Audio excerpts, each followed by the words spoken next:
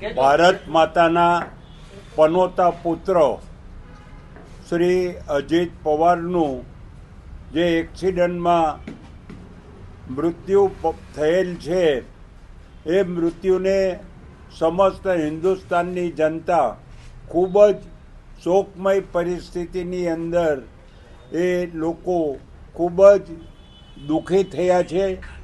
કારણ કે વ્યક્તિ કયો વિચાર ધરાવે છે એ મહત્ત્વનું નથી, પરંતુ જે વિચાર ધરાવે છે એની અંદર એ સતત લખતા રહે એ મહત્ત્વની વાત છે.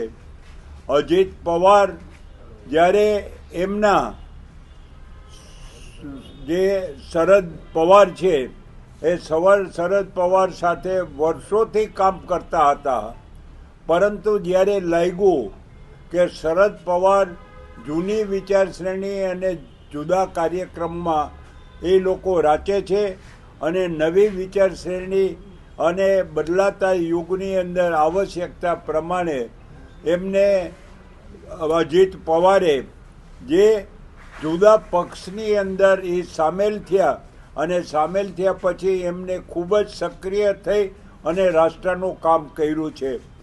ભારતની સંસ્કૃતિના રખેવાળ તરીકે એ માણસે ખૂબ જ ધગશથી કામ કરી છે. પોતાના પરિવારના સભ્ય સાથે પણ સંઘર્ષ કરી અને પોતાની વિચારધારાને એને ખૂબ જ મક્કમ રીતે આગળ વધારી છે. બોમ્બેની અંદર જ્યારે કોઈ અધિવેશન થાય કે મળવાનું થાય, અમારે ગુજરાત, મહારાષ્ટ્ર, રાજસ્થાન, મધ્યપ્રદેશ અને ગોવાના લોકો વારંવાર પાર્ટીના કાર્યક્રમમાં મળતા, ત્યારે અજીત પવાર પોતાના સ્પષ્ટ વિચારોથી એ રાષ્ટ્રના પનોતા પુત્ર તરીકે એમને કામ કર્યું છે.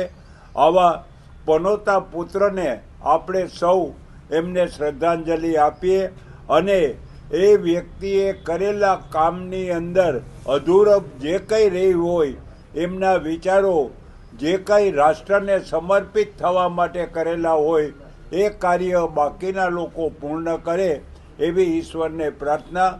અજીત પવારને હું મારા વતી અને મારા પક્ષ વતી હું શ્રદ્ધાંજલિ આપું છું, પુષ્પાંજલિ આપું છું, સ્મરણાંજલિ આપું છું. ઈશ્વર એમના આત્માને ખૂબ શાંતિ આપે એવી પ્રાર્થના કરું છું. આભાર.